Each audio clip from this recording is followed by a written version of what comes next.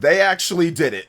They have done the impossible with Fire Emblem Fortune's Weave. And I know that's been said when it comes to various different things, but honestly, this is probably the most appropriate thing to say about this game because they've taken a lot of the ideas, the concepts, the things that kind of worked in Fire Emblem Three Houses or stuff that worked but maybe could have been better, completely revamped it, twisted it, and formed it into something that is significantly better than even what I was expecting as a massive Fire Emblem fan. This game with Fortune's Weave has so many new features and things packed in, I didn't even know how long I'd be able to talk about it because we had that Fire Emblem Fortune's Weave direct and it was 20 minutes of pure awesomeness just pumped straight into the brains of the Fire Emblem fandom, and there are so many different things that we can talk about. Obviously, we have the story, which we're going to get into, and the time skip stuff, that is awesome, and the true protagonist, that is crazy, and so this is true goals or motivations or what's happening with her and Fortuna and the characters, and there's all of that. But I have a list of different things, of about maybe 6 or so different things that I wanted to discuss that I found to be incredible in this game. And I do think that it is now a must buy for any RPG fan, any strategy RPG fan out there, anybody that's a fan of big intertwining stories. Fire Emblem Fortune's Weave does so many things that I have never seen before in a video game, especially a JRPG in this way, and we're going to talk about all of that here. But before we continue, we are giving away a Nintendo Switch 2 at 140,000 subscribers or on September 1st, whichever comes first. Subscribe, like, comment. The winner will be chosen at random, and it's a worldwide giveaway. Thanks, peeps. So we've got new details when it comes to the story of Fire Emblem Fortune's Weave and what's happening here. So I wanted to read just a little bit of it. Now, I'm not going to go over the recap of information when it comes to Kai and D-Chick and Theodora, Lita, and what's going on there, but I wanted to go over the biggest thing with the story and how they introduced the new protagonist and how that ties into so many cool things here. So, the Dagnan Empire, a land at the peak of prosperity under the rule of the gods, in the Empire's capital city of Daggerson, worthy fighters from all over the land arrived to compete in the heroic games, with the winner granted one wish. Among the combatants are 4 heroes tied to the fates of the world. Discover an intertwining story of strength and steel, strategic battles, and encroaching war, with you at its center, the gods and the heroes. 5 years after the heroic games, the Dagnan Empire faces its end at the hands of the revived demon god Balor. 4 heroes who have played a significant role in the heroic games have vanished. To confront the situation, the progenitor god Sothis charges one soul with saving the world from its end. That soul is you. So that is the setup here, and that's the big twist when it comes to the story. But there's going to be so many other twists with this story and what's happening. I found it to be fascinating what they're doing. And before I even get into some of the combat stuff and some of the other things, I think that the main issue and why I think that they've done the impossible and it's now a must buy for someone when it comes to anybody into RPGs. We've had campaigns where you can go through this campaign or that campaign. That's been in various different games over the decades. But the fact that you can weave and intertwine, and maybe it's called Fortune's Weave because of that. Obviously, many different reasons why. Watch the direct. But you can weave through each one of these and intertwine them, and you can play the different campaigns and it'll save automatically, so you can start and stop at any one of the campaigns you want to, intertwining all of them. I think that is awesome. The fact that you can go through and you don't have to restart the game or restart a save file with a different campaign like Three Houses, that's something that I never thought that they'd be able to pull off or do. Even in previous Fire Emblem games, when you have different routes, they make you buy a whole different game. When it comes to Fire Emblem Fates and Fire Emblem Fates Birthright or Conquest or Revelation, those were all separate experiences that you had to play or buy, or even with Three Houses that you had to play on the single campaign. Now they just interweave everything into one thing, but I don't think that that first campaign with the characters in the heroic games, I don't know how long that's going to be, but I'm guessing it's not going to be as long as what we saw with the pre-time skip in Fire Emblem Three Houses, but that's just a guess for me because I think they're going to want you to experience all of them. Whereas Three Houses, it seems like they're pushing like, hey, this is the one campaign you're going to be able to play, and if you want to go back and play and spend another, 50 hours to 100 hours again, you can, but, pick the one that you really want. But I think this time they're really, I would say, encouraging that, and that might tie into who you have at the post time skip and what's happening there. So that was incredible to see what they did story-wise with this game. It's almost like the modified true version of Fire Emblem Three Houses, but that's what happens when you really take the ideas of a great game and make them even better with a follow-up. Now, I do want to talk about the true protagonist and time skip a little bit more because the true protagonist looks really cool. Basically an angelic type of hero, and apparently you can fight through Balor or fight through the post time skip and all that. You can fight through that with just that character. I mean, you might get blasted, but is there a chance that you can actually beat that depending on how strong you are? I want to know if that's a real thing or not, so we'll see if that's something that you can even do in the game. But for most people, you're going to go back and recruit those heroes and change their fortune and bring them to all fight on your team, which is cool. I did not expect to be able to have all of them on the same team. I thought they were all going to meet a very bad ending depending on who you pick, and you're going to have to take care of the rest of the characters, and that might still be a thing, but of course you can bring them back when it comes to the true protagonist, the Ishmael characters. So I love this. I love what they're doing here. That's one of the major things here.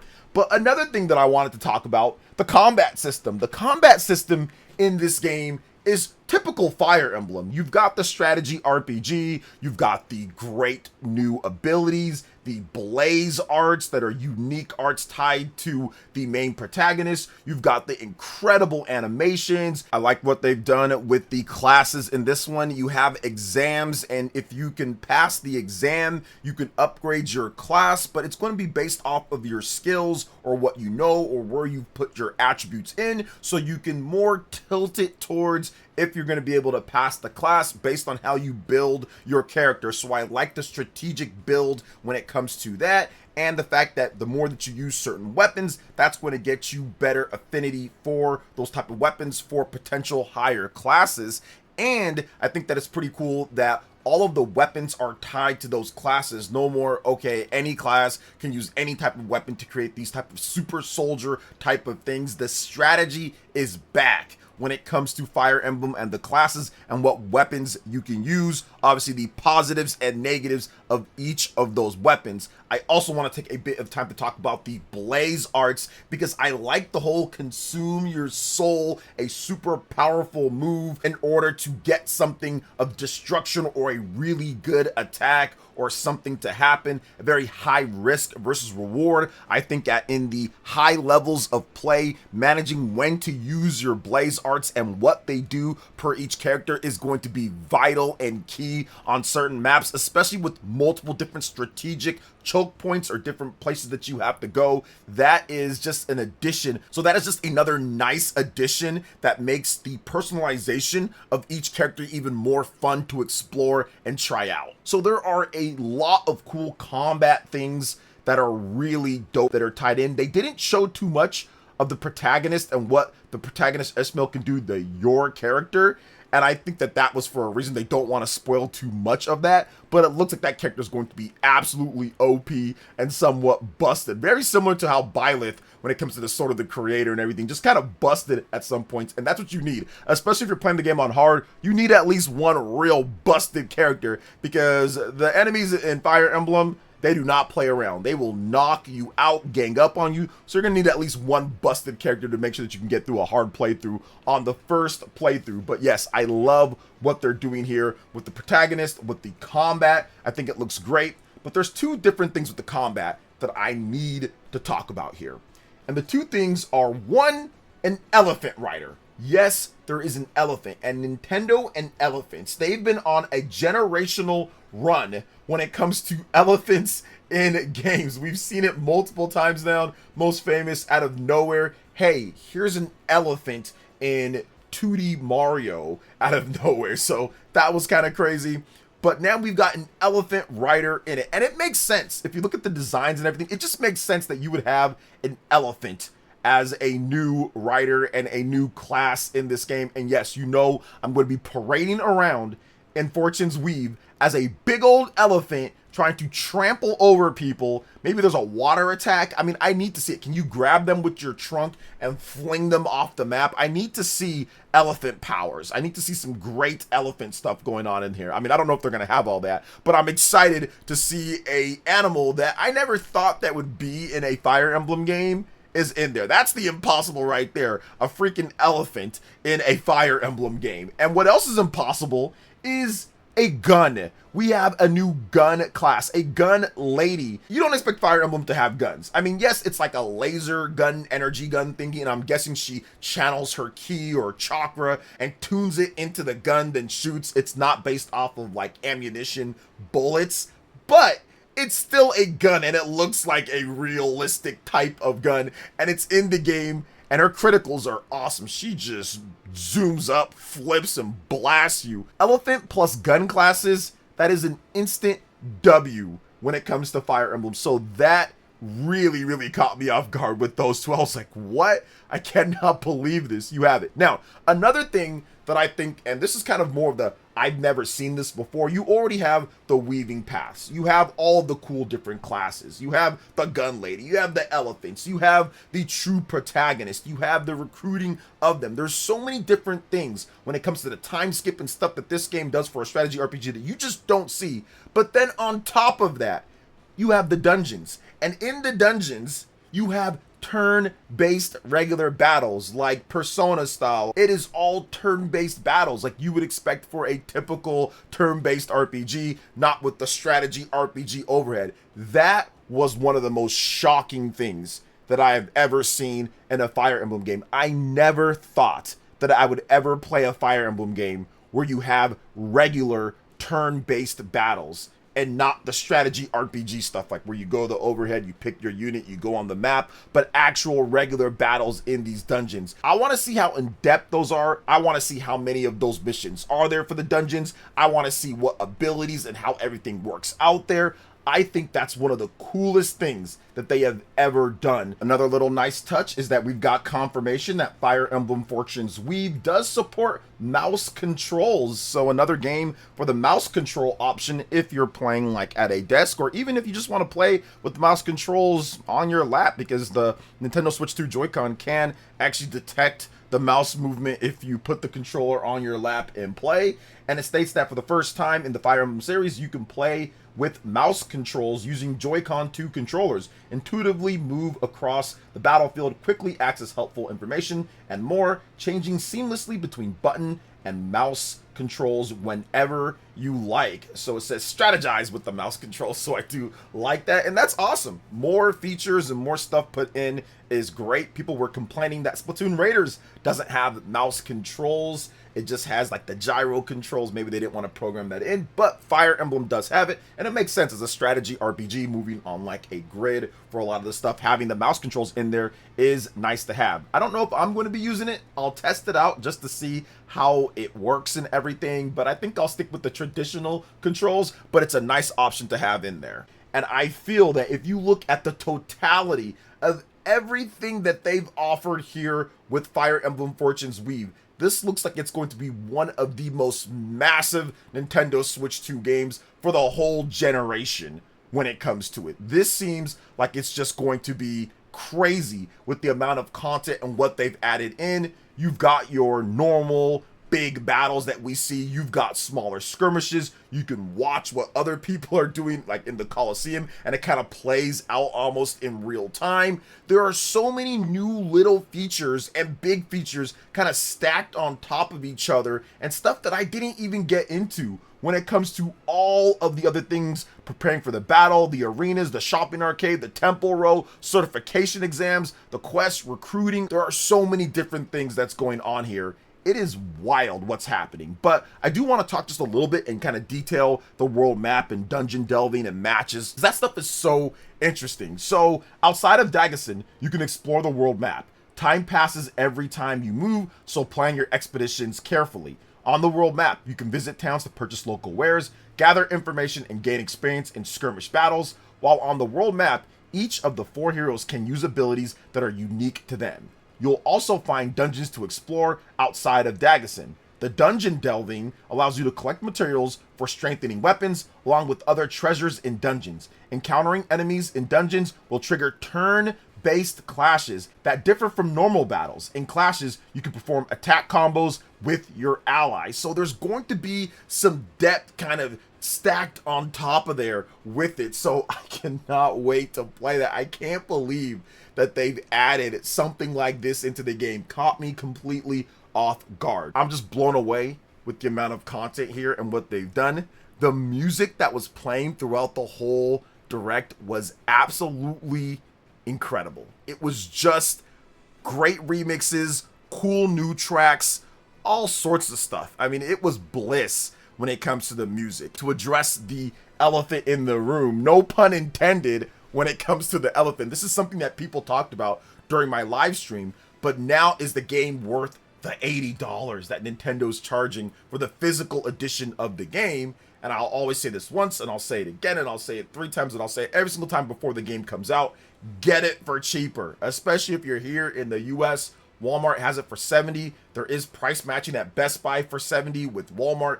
It's still there, so get it for that, or simply get it if you're okay with digital. You can get it digital on the eShop for $70. So you do not have to spend the $80 if you do not want to. Now, if you want to, like me, and get the special edition, which is over that because the special edition looks awesome, many Fire Emblem fans are going to do that. That special edition is going to sell really well, especially after this presentation that we had for Fire Emblem Fortune's Weave. But I do feel that there is enough content in here, along with a good on-cart version of Fire Emblem. It's full on-cart.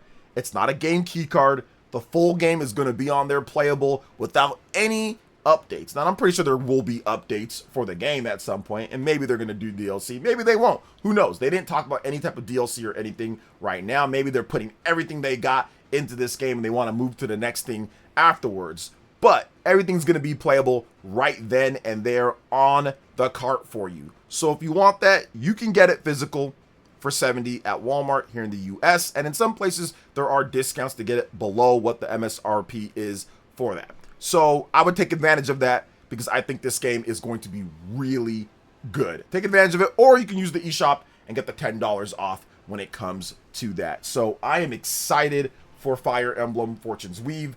I think that this is one of the more innovative games when it comes to the structure and style. There aren't really any other strategy RPGs at this level that does what it does. I mean, you see some things here and there, but this amount of content is just crazy for a strategy RPG. You usually see much smaller scale type of things, and yes, those will have a lot of content, but nothing at the level of Fire Emblem. So I'm blown away. I'm excited. This was my most anticipated game of the year, and it just doubles down on it being my most anticipated game of the year. Now, I do want to talk just briefly, and I'll probably go over this more. Like, people talk about reviews, where we think this game is going to line up.